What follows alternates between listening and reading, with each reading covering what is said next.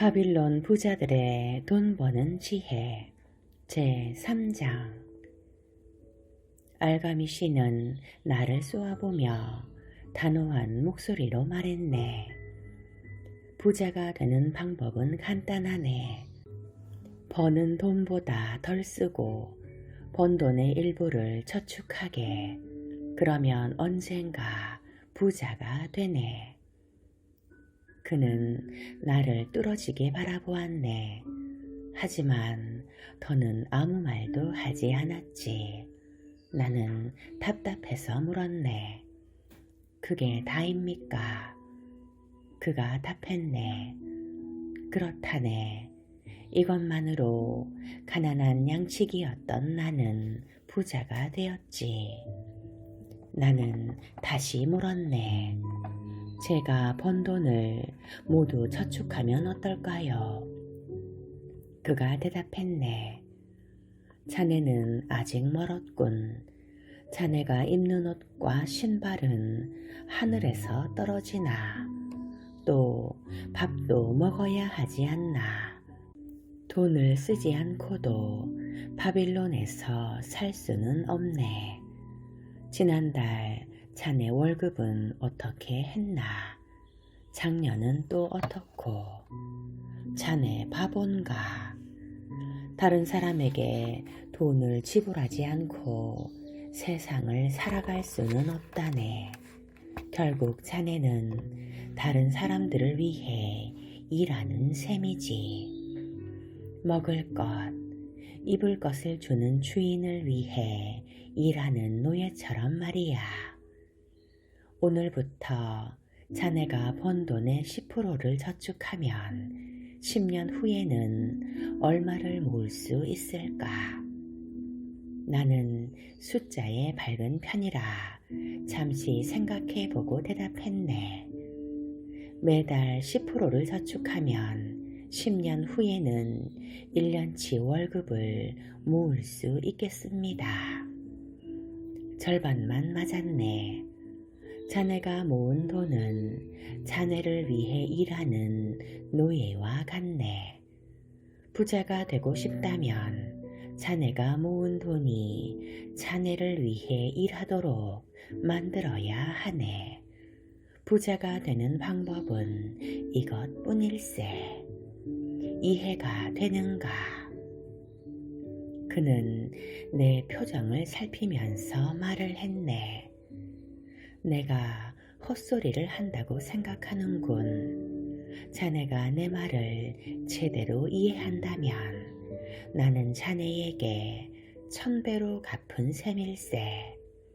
다시 한번 말하겠네. 번 돈의 일부를 반드시 저축하게. 월급이 적더라도 반드시 10%를 저축해야 하네. 할 수만 있다면 더 많은 돈을 저축하면 좋네.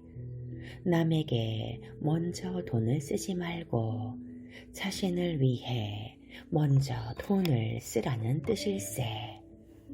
그리고 남은 돈에 맞추어 생활비를 써야 하네.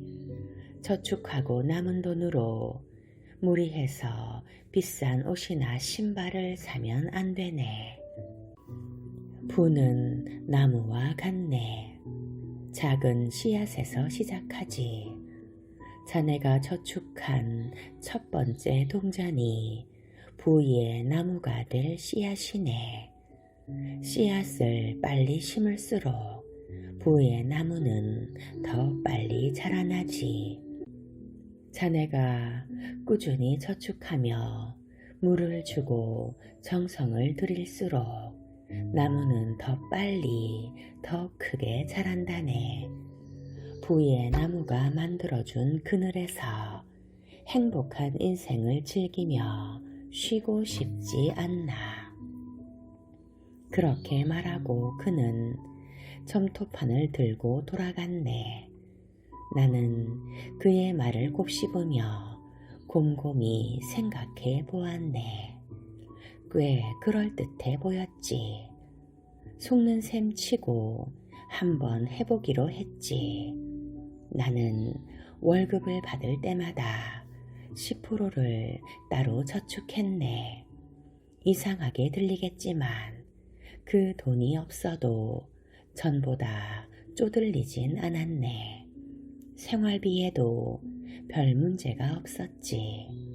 물론 저축한 돈이 점점 모이자 쓰고 싶은 생각도 들었네. 외국에서 들어온 신기하고 진귀한 물건들이 자꾸만 나를 유혹했지. 하지만 슬기롭게 잘 참아냈지. 1년이 지났을 때 알가미 씨가 나를 찾아와서 말했네. 자네, 지난 1년 동안 내가 말한 대로 번 돈의 10%를 저축하였는가?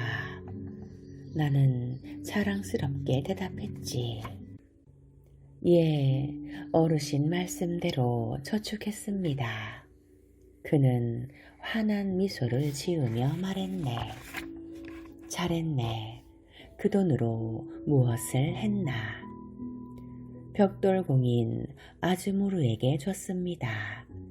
페니키아로 여행을 간다고 하길래 진귀한 보석을 사오라고 했습니다. 돌아오면 보석을 비싸게 팔아 이익을 나누기로 했죠. 알가미 씨는 버럭 화를 내면서 말했네. 꼭 당해봐야 깨닫는 건가? 벽돌공이 보석에 관한 지식이 얼마나 있을까? 빵장수에게 가서 점을 치는 것과 뭐가 다른가? 생각이 있는 사람이라면 당연히 점성술사를 찾아갈 것일세. 1년 동안 자네가 모은 돈은 모두 허사가 되었네. 부의 나무를 뿌리째 뽑아버린 셈이지. 실망하지 말고 다시 나무를 심고 새로 시작하게. 다음부턴 보석에 관한 조언을 얻으려면 보석상을 찾아가게. 양에 대해 알고 싶다면 양치기를 찾아가야 하네.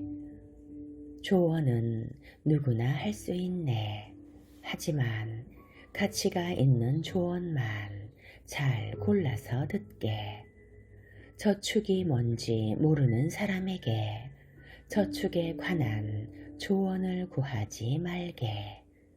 그런 사람의 말을 들으면 자네가 애써 모은 돈을 모두 탕진하게 될 걸세. 그는 이렇게 말하고 가버렸네. 그리고 실제로 그가 말한 대로 되었지. 아즈무르는 페니키아의 사기꾼에게 속아 싸구려 유리 조각을 잔뜩 가지고 돌아왔네. 나는 실망하지 않고 다시 돈을 모으기 시작했지. 습관이 되어서 그리 어렵지도 않았네. 그렇게 1년이 지난 어느 날 알가미 씨가 나를 찾아와서 이렇게 말했네. 그동안 잘 지냈나? 얼마나 많은 발전이 있었는지 궁금해서 왔네. 다시 착실하게 돈을 모았습니다. 그리고 그 돈은 방패를 만드는 아가르에게 빌려주었습니다. 넉 달마다 이자를 받고 있습니다. 잘했네. 이자로 받은 돈으로 무엇을 하나? 꿀을 사고 고급 포도주와 맛있는 빵을 즐기고 있습니다. 화려하고 멋진 옷도 한 벌 샀지요. 언젠가는 제가 탈 당나귀도 살 겁니다. 알가미 씨는 내 말을 듣고 웃음을 터뜨렸네. 자네는 부의 나무에서 자란 열매를 모조리 먹어치우고 있구만. 그 열매가 자네를 더 빨리 부자로 만들어줄 수 있다는 생각은 하지 않았나. 그 열매가 자네를 위해 일하도록 하게. 그러면 나중에 멋진 잔치를 마음껏 열 수 있을 것이네. 알가미 씨는 이렇게 말하고 돌아갔네. 그 후 2년 동안 그를 볼 수 없었지. 다시 그를 만났을 때 그의 얼굴에는 세월의 흔적이 가득했네. 얼굴에는 주름이 늘었고 눈은 처져 있었지. 젊은이, 자네가 꿈꾸던 부자가 되었나? 아직 원하는 만큼은 아닙니다. 하지만 어느 정도 돈을 모았습니다. 그 돈은 저를 위해 일하고 있습니다. 점점 불어나고 있지요. 벽돌공에게 아직도 조언을 받나? 벽돌에 관해서는 가끔 조언을 얻고 있습니다. 내가 가르쳐준 대로 잘하고 있군. 내가 가르친 것은 3가지네. 첫째는 버는 돈보다 덜 쓰는 것. 둘째는 그 분야에 경험이 많은 사람에게 조언을 구하는 것이고, 마지막은 돈이 자네를 위해 일하도록 만드는 것이지. 자네는 돈을 어떻게 벌고 모으고 불리는지 모두 깨우쳤네. 이제 자네에게 안심하고 일을 맡길 수 있겠어. 나도 늙었네. 그런데 내 아들들은 돈을 쓰는 것만 생각하고 버는 것에는 관심이 없다네. 혼자서 많은 재산들을 관리하기가 버겁다네. 자네가 나를 도와줬으면 좋겠네. 자네가 고대 메소포타미아의 도시 니푸르에 내 땅을 관리해 준다면 자네를 내 동업자로 삼고 내 재산 일부를 자네에게 주겠네. 그리하여 나는 필경사를 그만두고 니푸르로 가서 그의 재산을 관리했지. 그의 재산은 정말 엄청났네. 나는 그의 재산을 맡아서 크게 불렸지.